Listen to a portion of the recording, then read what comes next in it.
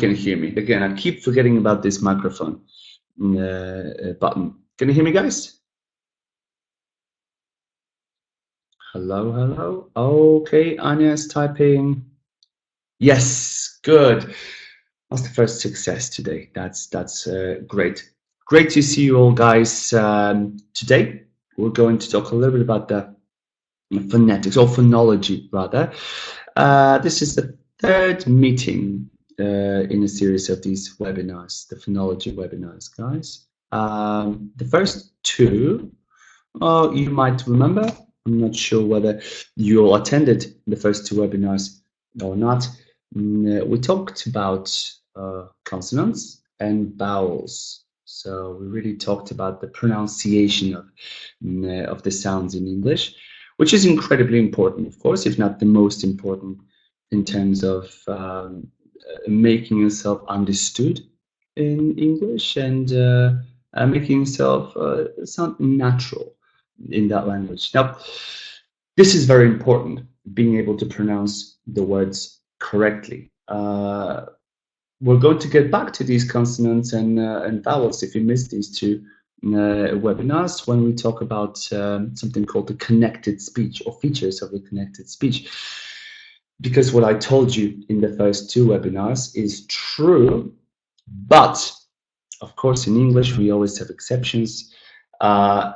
These sounds change sometimes when we use them in sentences. Yeah, sometimes the first sound of the word or the last sound of the word might actually change when used in a sentence. We're going to talk about all of that a little later in our series of webinars, but pronunciation is not everything really when it comes to spoken English. And equally, I want to say an equally important part of that spoken English is the stress. Super important thing. Some say that pronunciation is the most important, and then the stress is also important, but not as much. In my personal opinion, they're both equally important. Now, as you can see, the title of our webinar today is word stress, but actually we're going to go beyond that word stress in our webinar today. We're going to go a little bit further. We'll talk firstly about the word stress, and after that we're going to move to the sentence stress. I'm going to talk a little bit about that. All right, what say you guys? I can hear you now. Anyhow, great. Now, let's do it, guys. First things first. Let's look at what the word stress actually is. Okay. Now, what I'd like you to do is have a look at this word here, the one that I've got written in the second line, computer. I also wrote it phonetically, so for those who attended the first and the second webinar, it should be no problem at all to read the symbols, right? We've got some vowels, we've got some consonants there, and we've got our little apostrophe. Now, this is very important because the apostrophe indicates where the stress falls in the word. Now, let's use this example of the word computer. Computer. Now, as always with pronunciation or word stress, phonology in general, it's great if you can say things out loud. Yes, just thinking of it is not enough. Yeah, we need to actually open our mouths, practice it, make the whole speech apparatus work. So say it out loud, guys. If you're sitting in your office, at your desk, and you've got some colleagues around, that's fine. Maybe they'll think you're a little bit crazy, but that's okay. Things you do in order to learn language, right? So say computer. Say it loudly. Computer, computer, computer. Now, you might have noticed that there are a few things that happen here when we say the word computer. When we want to draw someone's attention, the listener's attention to that stressed syllable in the word. Let's see what these things are. Now, first of all, look at the first bullet point. The syllable that I'm stressing here, how many syllables do we have? Computer. Right, we've got 3 syllables. The syllable that I'm stressing here, the second one, pew, is longer. Now listen to these syllables, first and third. Computer, computer, computer. Now, these are pretty short. Now, pew becomes much longer than the other two. So this is one thing. Now, the second thing, guys, it's louder as well. Now, listen to me. Computer, computer. Again, pew. You can hear it very clearly, but come-ta, come-ta. Almost notable. It's almost not possible to hear it, really. And we really don't care about these syllables that much at all. What we really care about when we listen to someone is that stressed syllable. So computer, it's longer, it's louder. Now the pitch, yes, so how high or low my voice is, that changes as well. So again, computer, computer, computer, the pitch is quite low. But when I say pew, it sort of raises, right? So computer, the pitch is usually higher in a stressed syllable. So three things that happen at the same time, really. The next one, quite naturally, we're focusing on this stressed syllable, and therefore we pronounce it, we enunciate it more clearly. So say computer. Again, I kind of don't even care about the come. I'm going to say, look, that I'm almost not opening my mouth when I say the first and the third syllable, come to. But then the pew, I'm paying a lot of attention to this one, computer. So I say it more clearly as well. And finally, if I switched off the voice, actually, I can do it.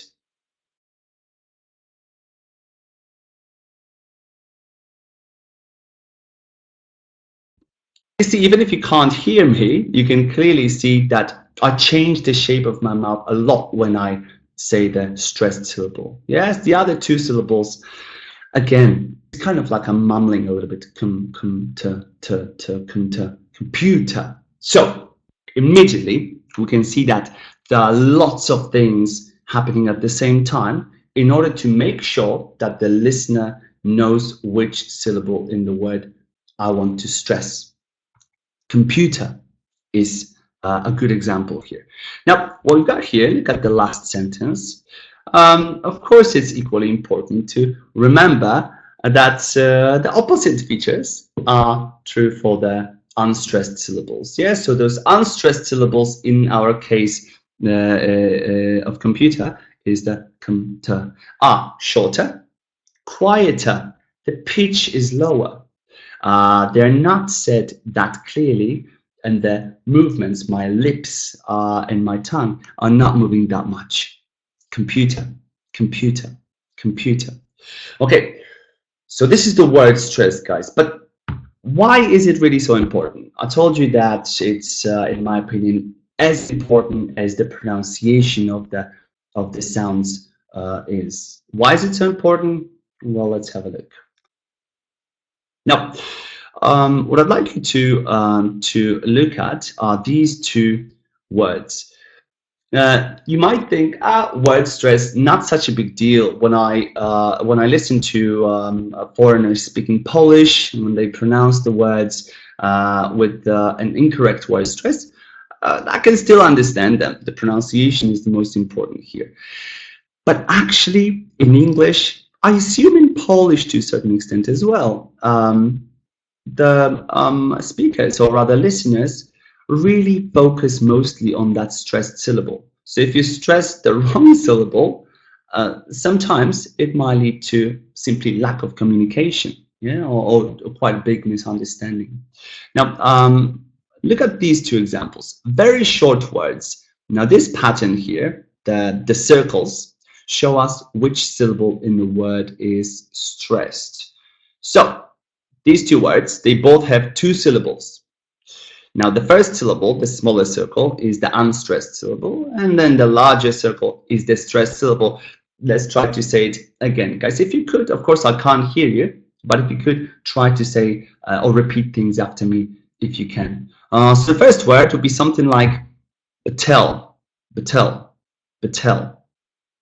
Okay, well, now the second one here, we got to stress the first out of two syllables. So it's going to be something like hotel or hotel, hotel or hotel, batel, hotel. If you ask me in the chat what these things are, I'm going to tell you immediately now. I have no idea. All right. So if you say these two things, maybe if you say this sentence, we got the highlighted sentence. I carried the batel to the hotel. I have no idea what you're talking about. I can't even if the pronunciation is fairly right of the individual sounds, I still have no idea what you're trying to say. I carried the batel to the hotel.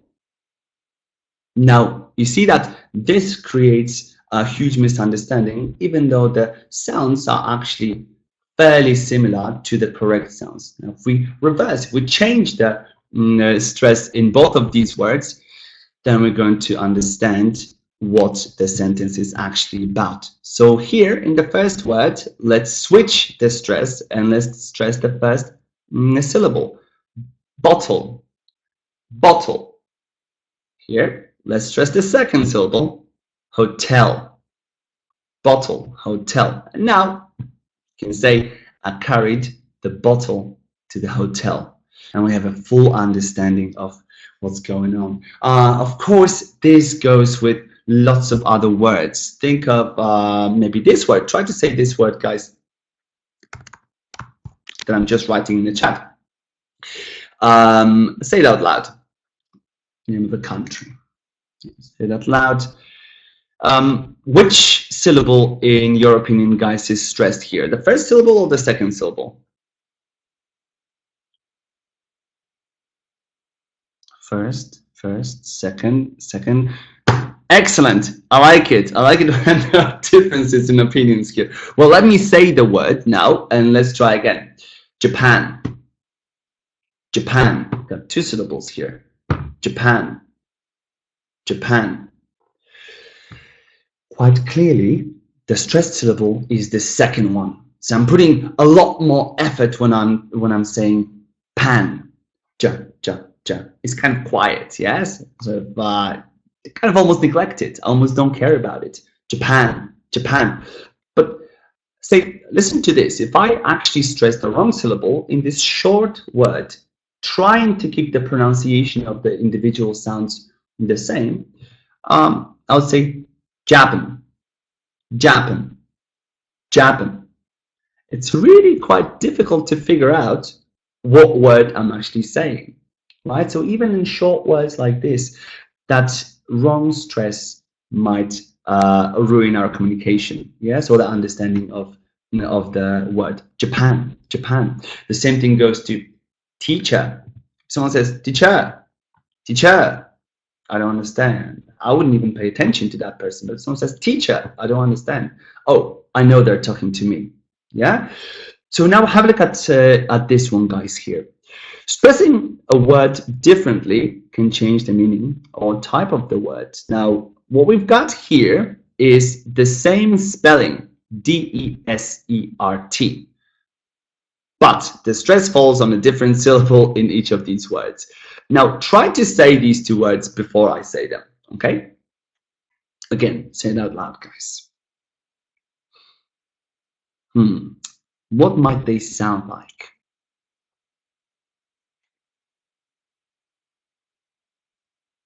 Okay, now let me say these two words out loud now.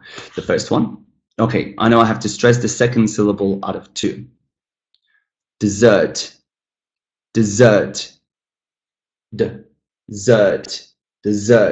Okay, good. Now have a look at the second one here. I'm stressing the first syllable.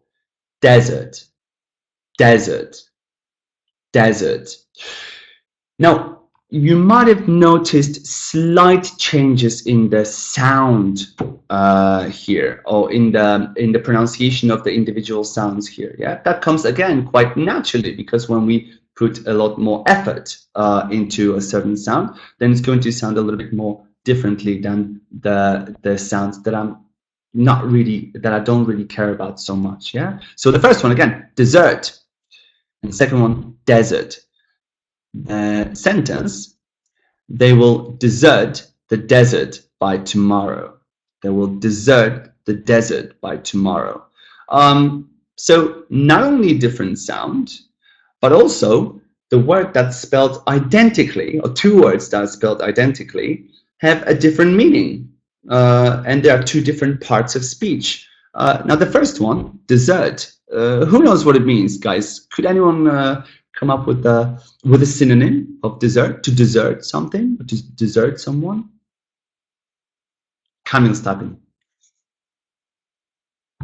Abandon. Thank you so much, Kamil. Nicely done. This is it, yeah? To abandon a place, to desert a place.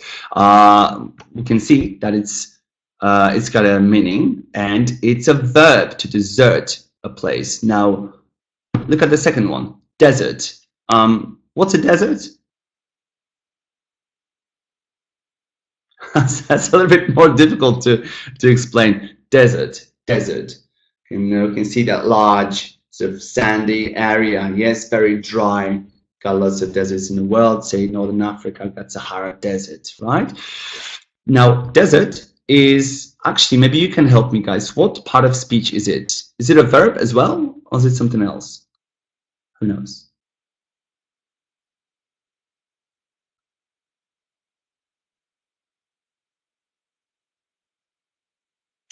Kamil, you're on fire today. That's absolutely right. Noun. So look at that, guys. Different stress means different meaning, different part of speech, and a completely different sound. Yeah. So to desert, desert.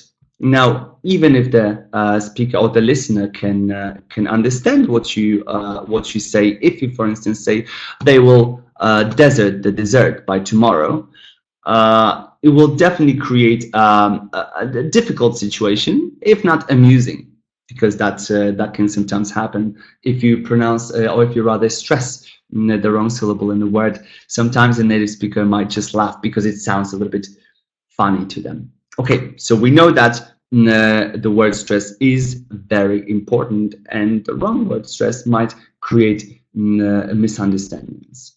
Now, let's move on, guys.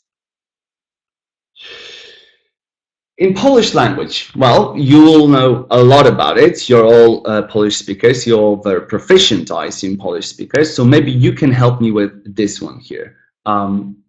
They say that the word stress in the Polish language is fixed, meaning that it usually, or almost nearly always, falls on the same syllable. Lexical stress is very predictable in Polish language. It falls on the same syllable. Now, which one is it? And I'm going to write three options here, okay? Ultimate. Am I writing? Yes, I am writing, but I didn't write it correctly. Ultimate. Now, ultimate would be the last one, okay? The final one. Then we got penultimate. Penultimate is the second to last. We also have antepenultimate. So that's the third from the end. And we could also have the pre-antepen. Wow, these words just get longer. Pre-antepenultimate. Pre-antepenultimate, that is the fourth from the end. So is it the last one, the second from last, third from last, or fourth from last in Polish language? What do you reckon, guys? Say a couple of words and see where that stress falls. Penultimate. Okay, let's check whether Barbara and Nobi and Anka are right. Yeah, absolutely. Here we go. So last but one, or second to last. Yes. Look at these words. All of these derive from one word, cut, right? But in each of these cases, you will see that the stress is actually on the penultimate syllable. The same thing goes here. We got the names of places, right? I believe we're all here in Poznan, right? Warszawa, Poznan. The same kind of stress. But of course, there are certain exceptions. You know, a language wouldn't be a language if there were no exceptions, if the rules covered 100% of cases. So just like in English or any other language, Polish has some exceptions. Could you think of any exceptions, guys, and maybe write them in the chat? What do you think? what are some of the words in Polish language that don't really follow this stress pattern of the penultimate, the stress on the penultimate syllable? Nobi road after. Okay, right. Great. Well, what I've got here are a couple more examples here. So, words of foreign origin. Yes, for instance, like Anka. Excellent. Thank you very much for this explanation here. So, words of foreign origin, guys. Yes, university, right? Matematyka. Different stress pattern here, and here we've got the first and second person plural of past tense verbs. Oh my God, Polish language is just so difficult if you think about it. You have to remember about all of these little things, right? English, I feel like, is just so much easier. So look, here, the stress is on sa, and then to ta. Now, whether people stick to this stress pattern, whether people remember about these expressions, that's a completely different story, of course. But generally, we've got certain rules, and it's quite predictable in Polish language.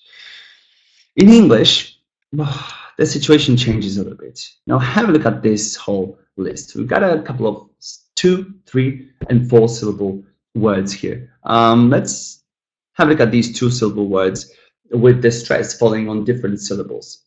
The first one, 2 syllable words with the first syllable stressed. Picture, heating. Now the second syllable stressed. Today, ahead. 3 syllable words might have each of the 3 syllables stressed. So let's have a look at this. First syllable, energy, operate. The second syllable stressed, memorial, assumption. The third syllable stressed, guys. Employee, Japanese. And the same thing goes to 4 syllable words in which each of the 4 syllables might be stressed. The first one, activated. The second one, psychology, evaporate. The third one, politician, individual. And then the fourth syllable, mujahideen. Mujahideen. So this is a bit of a problem in English language, that we don't have very clear, very strict rules as to where to put that stress in the words. Now, of course, we've got certain tendencies, but no very, very strict rules. Now, sometimes when we add a suffix to a word, that suffix might change the stress pattern in a word. So if I could have a look, if I could ask you guys to have a look at these words. Now, the second word that that's derived from the first word. So we think that they should probably have the same stress pattern, but do they? Read the first column and then read the second column, guys. Check if the pattern is the same, if we stress the same syllable or not.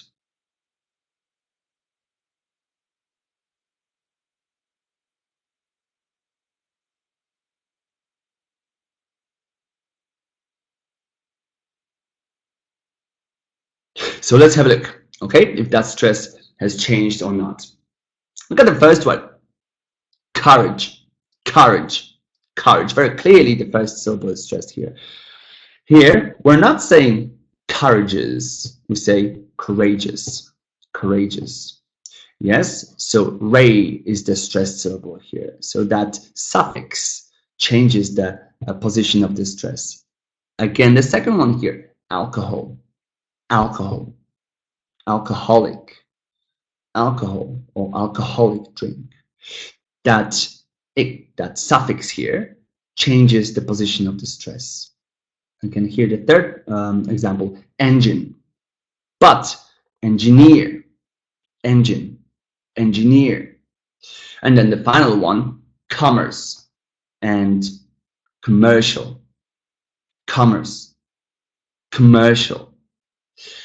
So I've just told you guys that it's a bit all over the place. There are no clear, very strict rules like we do have in Polish language. but there are certain tendencies. So let's have a look at what those tendencies might be, especially when it comes to shorter words, that have 2 syllables. So let's see what they are. Look at the first line here. The words are apple, table, happy. Now you see that we've got apple, which is a noun, table, which is a noun, happy, which is an adjective. So 2-syllable nouns and adjectives.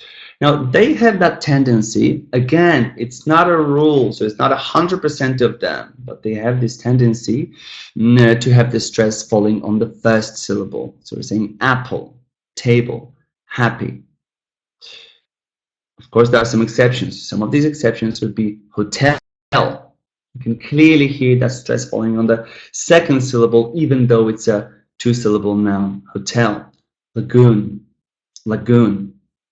But generally speaking, if in doubt, if you're not sure, if you are in a situation where you just don't know what or where that stress should be, but you do know what part of speech the word is, then you can guess that stress is going to fall on the first syllable. Now the situation is slightly different when we talk about the verbs, that again, 2-syllable verbs. Now look at these words. I'm going to read them 2 ways, okay? Suspect, import, insult. But there's another way I could read these 3 words: suspect, import, insult. You might have noticed that I moved the stress the second time I read the 3 words. Why? Because these words, having the same spelling, just much like our example 2 slides before, could be a noun or a verb. Now, if this word, suspect, for example, or suspect, if the word is a noun, suspect, then the stress falls on the first syllable. But if it's a verb, suspect, I suspect you, I suspect you, then the stress falls on the second syllable. The same situation goes to import and import. Import, noun, first syllable. Import, verb, second syllable. Insult, noun. Insult, verb. Yes. Now, of course, again, we've got an exception here. Respect, respect, regardless of whether we use respect as a noun or a verb, it's always going to be the second syllable here. Yes. Witness. Yes. Someone witnessed an accident, or someone's a witness in a certain criminal case, for instance. Regardless whether it's a noun or a verb, it's going to be that stress on the first syllable. But again, when in doubt, when you're not sure, you might as well go for the tendency that these have. So nouns would have that stress on the first syllable, and then the verbs would have their second syllable stressed. Now, if we talk about compound nouns, look at the 3rd line here, guys. Now, compound nouns, compound words in general are the words that are composed of 2 different words, yes? So here we've got 2 different words, hair and brush. In the second one, we've got foot and bowl. Now, in these cases, so in the case of compound nouns, guys, the pronunciation is fairly equal, but usually that stress falls a little bit more on the first syllable. So we say hairbrush, hairbrush. And here in the second word, football, football. Now, since we're here, guys, with our compound nouns, I'd like to draw your attention to common mistakes. Say, look at this word. This is a compound noun. And look at these 2 words that I'm going to write here.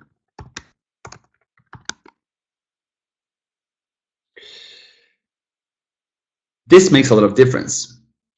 Now, the second one that I've just written here, I would pronounce it as greenhouse, greenhouse, greenhouse. In a moment, in a couple of minutes, guys, we're going to move to the sentence stress, and we'll figure out why that house is stressed a little bit more. But I would say greenhouse. I live in a greenhouse. The house, that's green. The color of my house is green. I live in a greenhouse. But we grow tomatoes in our greenhouse. Greenhouse. So when these two are put together and become a compound noun, then we put the stress on the first syllable. A greenhouse, a greenhouse. Yes, greenhouse, a place where we grow vegetables or any sort of plants, yes, that need a slightly warmer climate, especially in cooler climates, such as our Polish climate. I'm looking out a window right now and it's beautiful and white, horribly cold though. So greenhouse, but greenhouse. So really pay attention to whether it's a compound noun or not, or whether the words are put together, but really separately. Okay, so let's move on. Little activity. I've been talking for a while now, so let's try a little game, a little activity with the pattern. Okay, now I've already mentioned, guys, what these circles mean. Yes, so the number of circles, that's simply the number of syllables in a word, and the bigger circle means a stressed syllable, smaller circle means an unstressed syllable. Have a look at these words. I'm not going to read them yet. Okay, I don't want to give you any hints. I don't want to help you yet. But what I would like you to do is match the words. So check the number of syllables in the word, and also which syllable, in your opinion, is stressed, and match the numbers with the letters. I'll give you a moment to do that while I'm having a sip of water.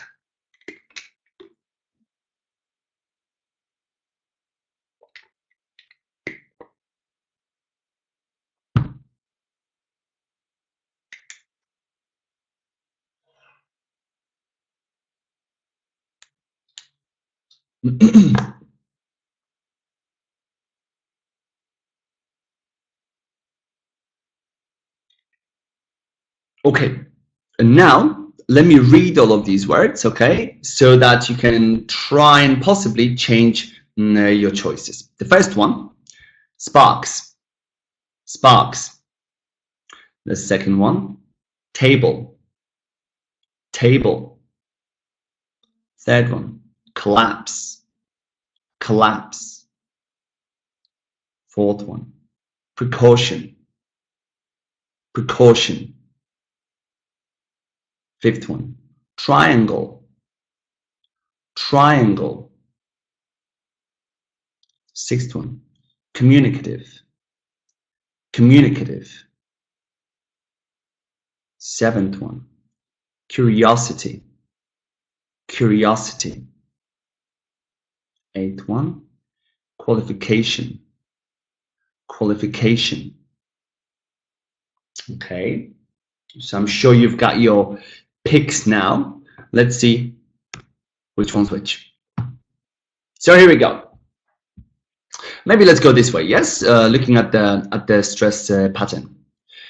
Two syllables. The first one is stressed.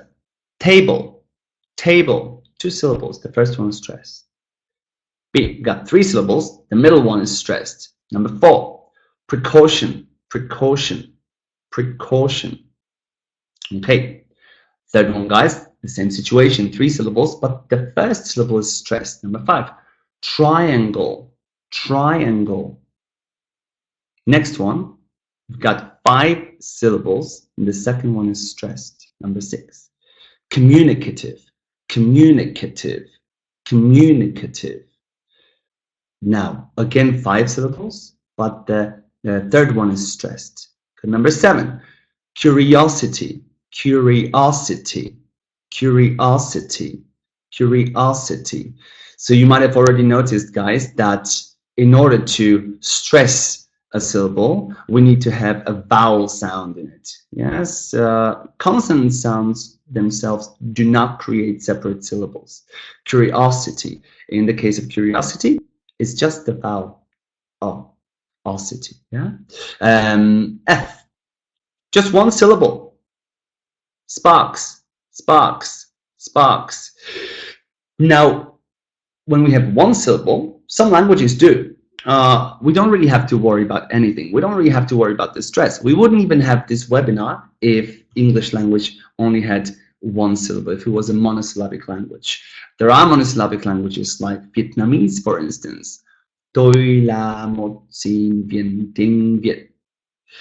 I've just said I'm a student of Vietnamese language. In Vietnamese language, you see that all of these words are very short. We don't have to worry about the word stress here. Yes, tôi là một sinh viên tiếng Việt. The longest word in Vietnamese language is nhang, nhang. It's still really just one syllable.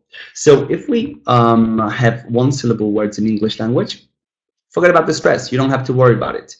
But two and more, we have to think about that stress. Yes. So we've got our F, one syllable, no worry about the stress. Yes. G, 5 syllables.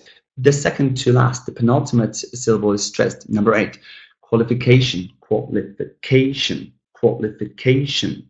And then H, 2 syllables, and the second one is stressed, collapsed. Sorry, collapse.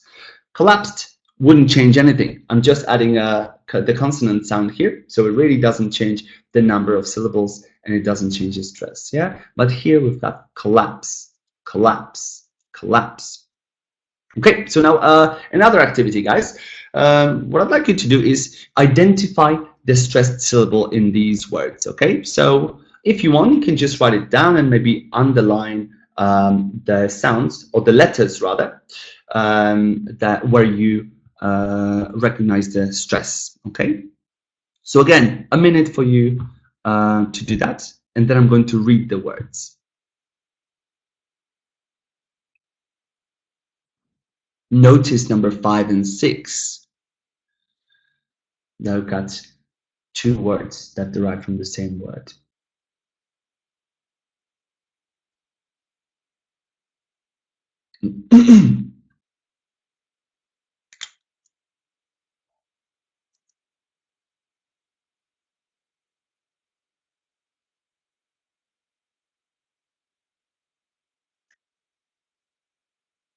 Okay, let me read them for you, okay? Number 1, giant. Number 2, fantastic. Organize. Allow. Canadian. Canada. Certificate. Reputation. Right, let's see if you successfully identified all of the stresses here. All right, so here we go. Giant, first one. Fantastic, second one. Organize. Allow. Canadian. Canada. Certificate. Reputation. Did anyone get 100%? Let me know if you got all of them. Anka, nice. Yeah, good. Well, you see, you don't need my help. You just know everything now. Okay, so listen up. We've got this activity. I've got one more activity here regarding the word stress. Now, this one, a bit tricky. Now, we're back to these words that are spelled exactly the same or identically, but could be understood as a verb or as a noun. Now, that changes that pronunciation a little bit, but changes the stress a lot. So try to remember what I've just told you about the not necessarily rules, but the tendencies that the 2-syllable words have. Where does the stress usually fall on in a 2-syllable verb? Where does the stress usually fall on in a 2-syllable noun? Okay, so have a look at those and try to practice just for yourselves. Okay.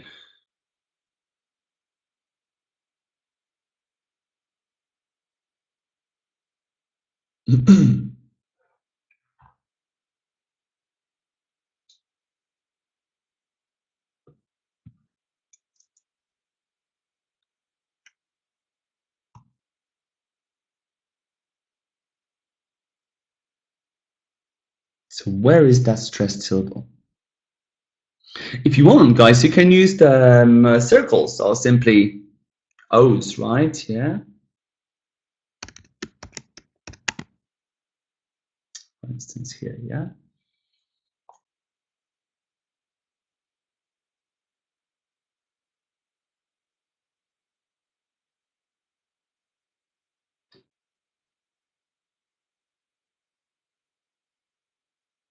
If you get 100% here, you get no homework.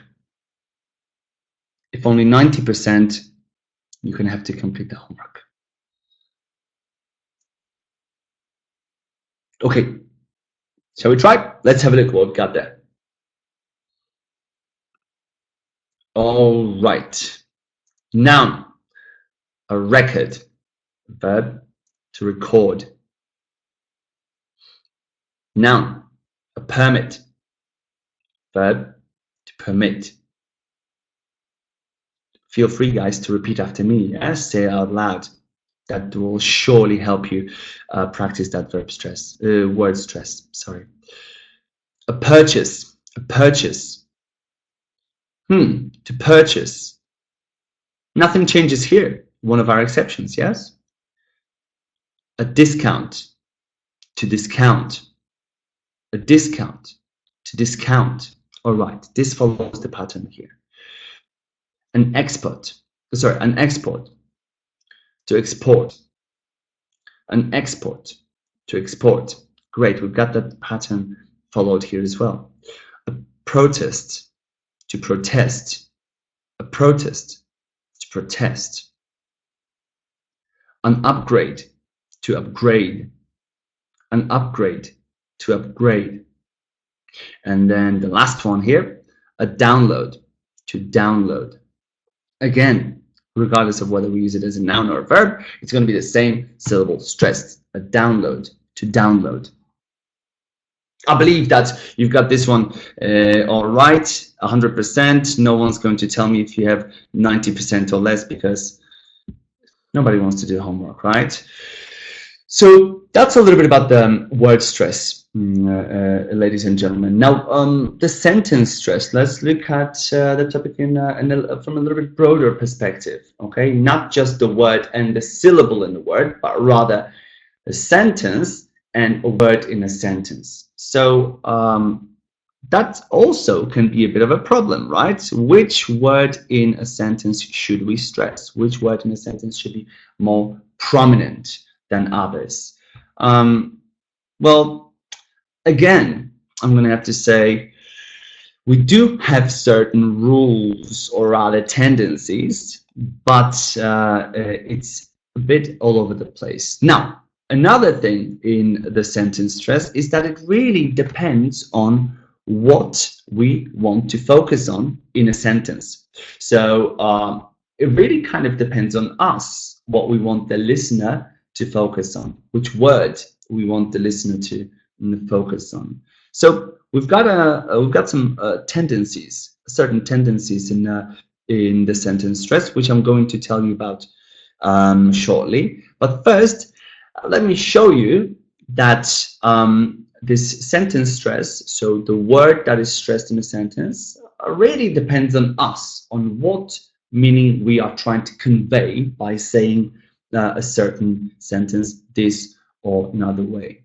Now, you might notice here that all 7 of these sentences are exactly the same sentence, really, but in each of these, a different word is stressed. Now, this changes, sorry, the sound, but it, of course, also changes the meaning of the sentence. Have a look at the first one. I don't think she will listen to him. So I don't think that, but maybe someone else does. Maybe you think that she'll listen to him, but I don't think that she'll listen to him. Now, if I say it the second way, I don't think she'll listen to him. It's not true. I think that. Yes. I don't think she'll listen to him.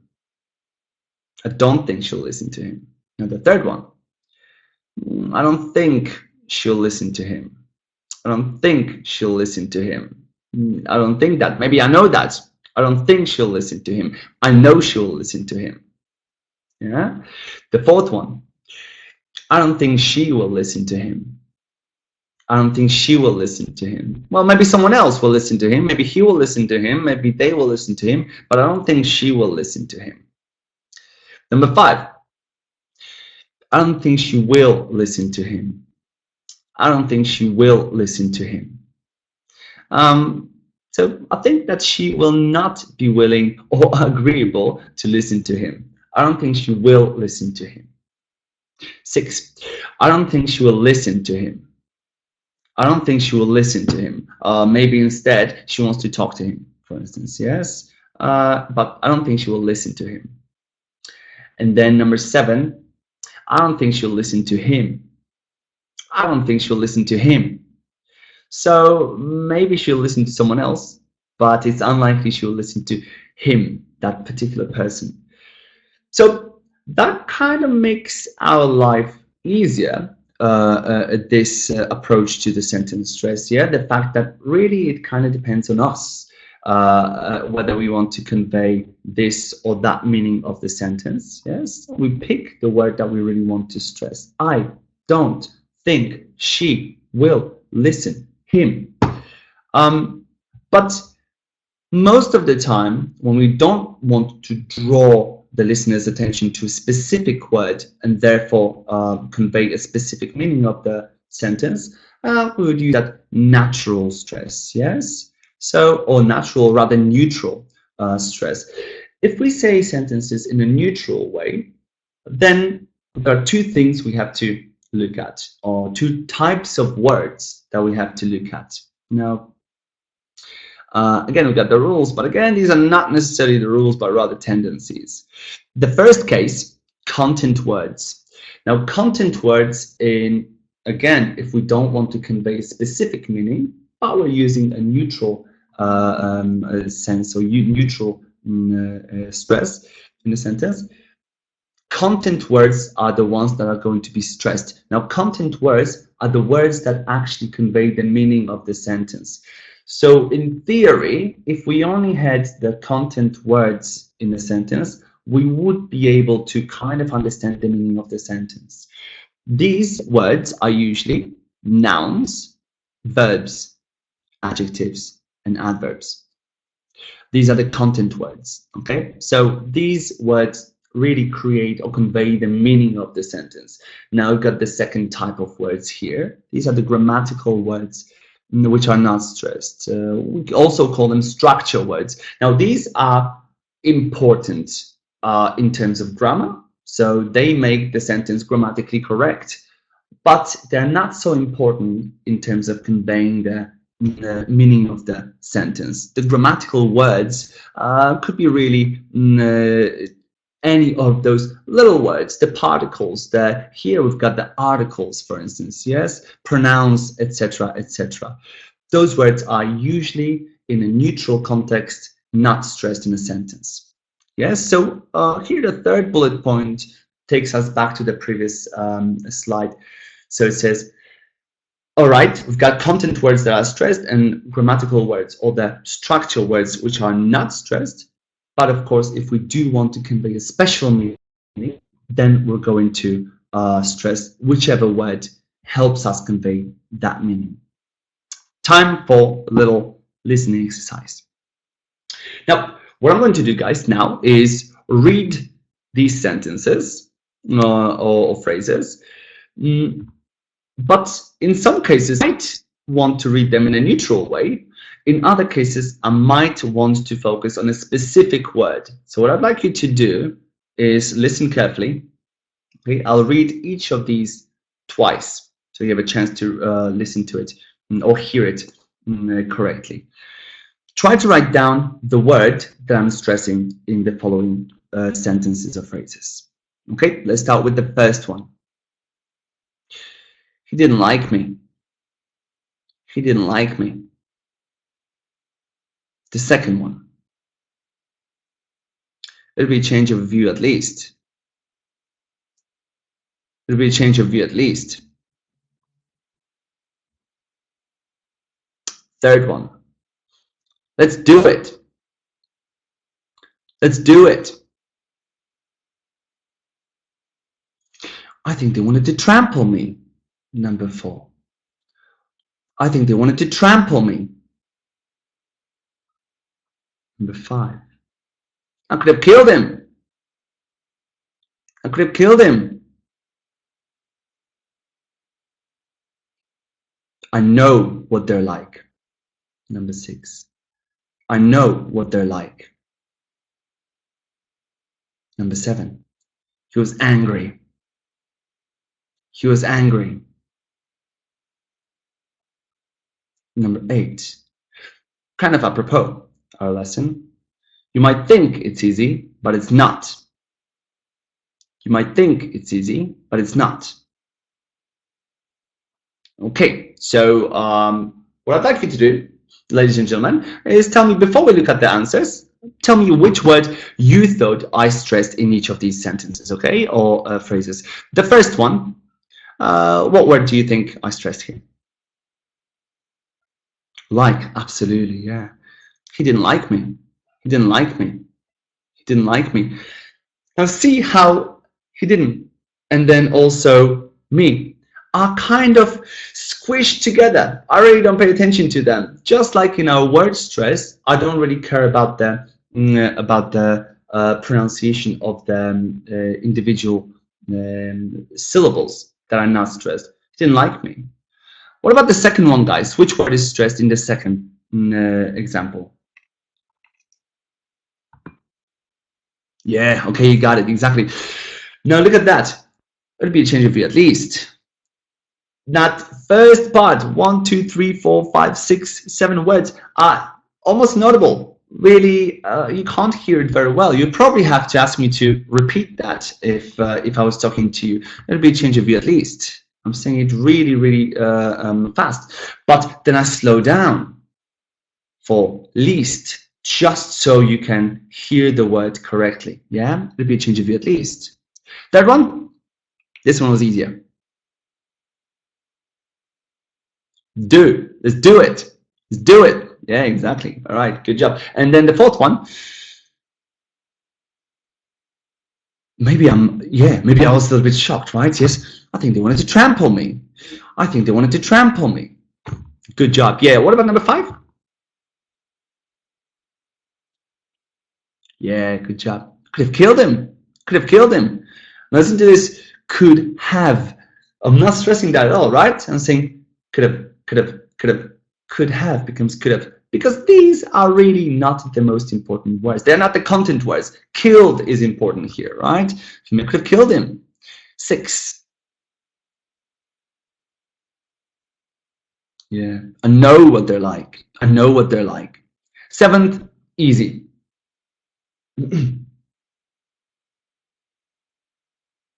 Yeah, absolutely. He was angry. He was angry.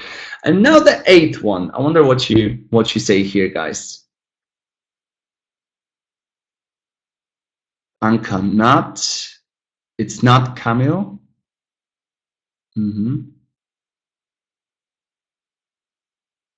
Think and not Anya. And that's absolutely right. Yeah, look at that. So listen to when I slow down and actually enunciate the word very clearly. You might think it's easy, but it's not. You might think it's easy, but it's not. Think, not. Both of them here. Yeah. So depending on what meaning I want to convey, these words are the words that help me convey that meaning. I will stress. Now let's have a look. We've got 6 minutes, guys. Let's have a look at the little lexical. Sorry, we've got the answers here. Yes. Let's have a look at the bonus to our lesson. Okay, we usually don't have enough time to get to the bonus, but this time we've got plenty of time. So let's have a look at these idioms. Idioms about stress, idiomatic expressions, guys. Another quite difficult element of the language, right? Idiomatic expressions. Now you might know some of these idiomatic expressions. You might not. I'd like you to have a look at the sentences or the idioms actually, and figure out what words are missing here. Let's have a look at number 1. I have a lot on mind these days. Usually when I'm trying to say, oh my God, I've got so much to do. I'm so busy. So many things. I have a lot on my shoulders. That's a good one. That's a good one and perfectly understandable. Mind, yes, that also works. What if we're trying to say, oh, I've got lots of tasks to deal with? There's another one, a very common one here. Head, that's also one. I think there's an idiom in Polish language, right, with the head. And that's, I guess, could be translated directly into English, yeah? Okay, let's see. We'll find out what it is in a second, guys. Have a look at number 2. Agenda. That's a good one, Martin. Number 2. She really on my nerves. She really on my nerves. Okay, and then Camille almost immediately with gets. She really on my nerves. Possibly. All right. Number 3, guys. This is me crazy. Sounds really annoying. This is me crazy. Anya, Anka, driving. Okay. What about number 4, guys? This is so complicated that I'm at my wits. It's a bit tougher. I'm at my wits. To know that wit is that ability to think clearly in an intelligent way. But when you deal with a very complicated problem, sometimes that ability to think clearly and solve the problem just ends at some point. Yes, you're just unable to think clearly. Anka, okay. Wits end, maybe. 5. I've been up to my trying to sort out this mess. I've been up to my trying to sort out this mess. So I've been busy, extremely busy with something, trying to sort it out. What do you reckon, guys? 5. Up to my what could it be?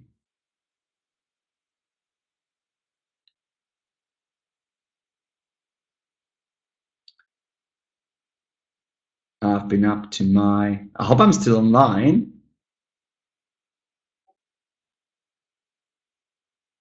Oh yeah. Okay, I give up. Okay, good. Excellent. Yeah, I thought for a second I lost the connection. Okay, let's leave this one for a moment. And then the last one, guys. You seem really stressed. You really need to down. You really need to down. I thought you were right, calm. I thought cool down, calm down, slow down. How about relax? Kind of stop being stressed. Chill is good as well, or chill out as well, yeah. All right, let's have a look at the answers. Let's see if we got them right or not. I have a lot on my plate these days. Meaning I'm very busy these days. She really gets on my nerves. You got it all right, guys. She really gets on my nerves. Oh, she's so annoying, right? This is driving me crazy. You all got it absolutely right as well. This is so complicated. At my wit's end. Who got it right? Anka. You got it absolutely right. Yeah, I'm at my wit's end. I can't deal with this situation anymore. I'm overwhelmed. Yeah, I've been up to my neck trying to sort out this mess. I've been up to my neck, right? Almost there, almost entirely submerged. So really very, very busy sorting this mess out. And then the last one, you seem really stressed. You really need to wind down. You really need to wind down. Pay attention to the pronunciation, guys. Yes, wind, verb, not wind, the noun. Yes, you really need to wind down. So just relax, take a step back, chill. Okay, listen up, ladies and gentlemen. Of course, there are lots of things regarding the word stress or the sentence stress that we simply don't have enough time to talk about. Say a list of suffixes that I actually do have. That changed the word stress, which I am very, very happy to, or I would be very happy to share with you. So if you'd like to learn a little bit more about that, guys, if you'd like to dive slightly deeper into this topic, send me an email, please. I'll be very happy to give you some more information about it, okay? Send you the list of suffixes, and maybe by looking at that, it'll be a lot easier for you to figure out when that stress pattern in the words changes. If you have any questions, now, feel free to write them in our chat.